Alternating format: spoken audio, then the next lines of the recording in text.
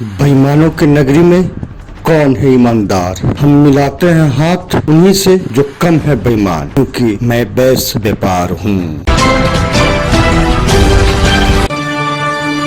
भारत अब तक कोरोना की सेकंड वेव को ठीक से जान भी नहीं पाया था कि अब भारत में तीसरा स्ट्रेन आने को तैयार बैठा है। नमस्कार, मैं माधुरी, आप देख रहे हैं वैश्य व्यापार न्यूज चैनल। चलिए आपको बताते हैं कि भारत में दस्तक देने वाला है कोरोना का तीसरा स्ट्रेन, जो कि बहुत ही घातक हो सकता है। ये बच्चों पर सीधा हमला करता है और ये मौत के मुंह में पहुंचाने के लिए काफी है। ऐसे कयास लगाए जा रहे हैं कि ये तीसरा स्ट्रेन बच्चों को निशाना बना सकता है। भारत सरकार इसकी पुष्टि भी कर चुकी है और स्वास्थ्य विभाग इसको लेकर सचेत भी किया जा रहा है, यानी इसके लिए तैयार रहने के लिए कहा जा रहा है। भारत सरकार के प्रधान वैज्ञानिक और सलाहकार के विजयन राघवन ने कोरोना की तीसरी वेव को लेकर चेताया है। भारत दूसरी लहर से लड़ने को तो पहले से ही तैयार नहीं था कि अब तीसरा स्ट्रेन यहां आने को तैयार बैठा है। सरकार पर सत्ता का तो भूत सवार था। कोरोना की दूसरी लहर को अनदेखा कर सरकार सत्ता पाने के लालच में 5 राज्यों में होने वाले चुनावों को लेकर अपने में मगन रही, जिसके चलते सरकार ने सैकड़ों लोगों को शमशान घाट और कब्रिस्तान में पहुंचा दिया। सरकार को कोरोना की सेकंड वेव को भूलकर चुनावों में ऐसी मगन हुई कि अब सरकार लोगों के मन से ही उतर गई और मोदी सरकार लोगों में अपनी फजीहत करा बैठी। कोरोना की सेकंड वेव ने हाहाकार मचा दिया है। लोग यहाँ तक कि लोग अस्पतालों में ऑक्सीजन के लिए मर रहे हैं, दवाइयों के लिए मर रहे हैं। ऑक्सीजन नहीं मिल पा रहा है, इसके लिए तड़प तड़प कर अपनी जान दे रहे हैं।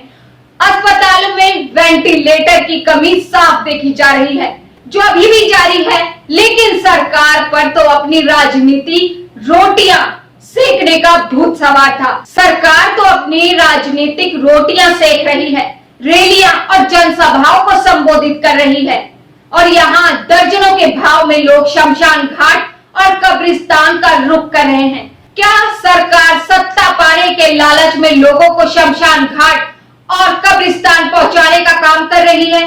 क्या ये मान लिया जाए कि इन सब की मौतों का जिम्मेदार ये लाचार सिस्टम है, ये सरकार है? कोरोना की सेकंड वेव के बारे में पता चला था तो सरकार ने उचित कदम क्यों नहीं उठाए? इसे हल्के में क्यों लिया गया?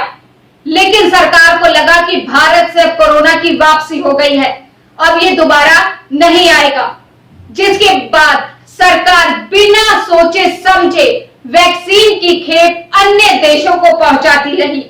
परिणाम स्वरूप अपने ही देश में वैक्सीन की कमी, यहाँ तक कि अब सरकार के पास अपने राज्यों को वैक्सीन देने तक की किल्लत आ पहुंची है। ये तो वही बात हुई कि घर में नहीं दाने और अम्मा चली भुनाने। इस समय भारत की यही हालत है। साथ ही कोरोना की दूसरी वेव में हो रही मौतों का आंकड़ा भी छुपाया जा रहा है। स्वास्थ्य विभाग पर मौतों के आंकड़ों को लेकर हेराफेरी कर रही है। कोरोना की दूसरी वेव इतनी भयावह हो गई है कि भारत सरकार आंकड़ों को उजागर करना ही नहीं चाहती। लेकिन अब तो भारत सरकार के प्रधान सलाहकार के विजय राघवन ने कोरोना की सेकंड वेव को लेकर चिंताजनक बयान दिया है।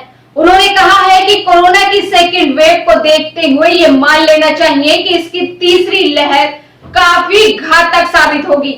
ये सीधे मौत के मुंह में ले जाने के लिए काफी है। सरकार यहाँ तक की कह चुकी है कि हमने इसकी सेकंड वेव के बदलावों को लेकर काफी हल्के में लिया, जिस कारण वायरस अपने आप में बदलाव करता रहा और इसे फैलने का मौका मिलता रहा। अब सवाल उठता है कि सरकार हेल्थ सिस्टम पर ध्यान क्यों नहीं दे रही? 2021 के बजट में कोरोना जैसे वायरस को भागते हुए सरकार ने उचित कदम क्यों नहीं उठाए? आखिर जो लोग टैक्स देते हैं वो पैसा कहां जाता है? क्यों सरकार हेल्थ सिस्टम पर ध्यान नहीं दे पा रही? सरकार का गणित तो डगमगा गया है, क्योंकि भारत को इस समय 200 करोड़ से अधिक वैक्सीन की आवश्यकता है, लेकिन केंद्र सरकार ने बुक की है तो मात्र 35 करोड़ वैक्सीन, देश के टॉप सर्जन देवी शेट्टी कह रही हैं कि ऑक्सीजन की कमी, बेड की कमी, वेंटिलेटर की कमी अगर ऐसी ही होती रही तो आने वाले समय में हमें 5 लाख आईसीयू बेड की आवश्यकता होगी। लेकिन अब सवाल ये उठता है कि सरकार इन परिस्थितियों से लड़ने के लिए तैयार है भी या नहीं। ये सिस्टम अब इन परिस्थितियों से लड़ पाने में सक्षम है या नहीं, यह इस सिस्टम ने, इस सरकार ने लोगों को भगवान भरोसे छोड़ दिया है। सरकार की नाकामयाबी अब यहाँ साफ देखी जा सकती है। देश की आबादी का अभी तक 1% हिस्सा भी संक्रमित नहीं है।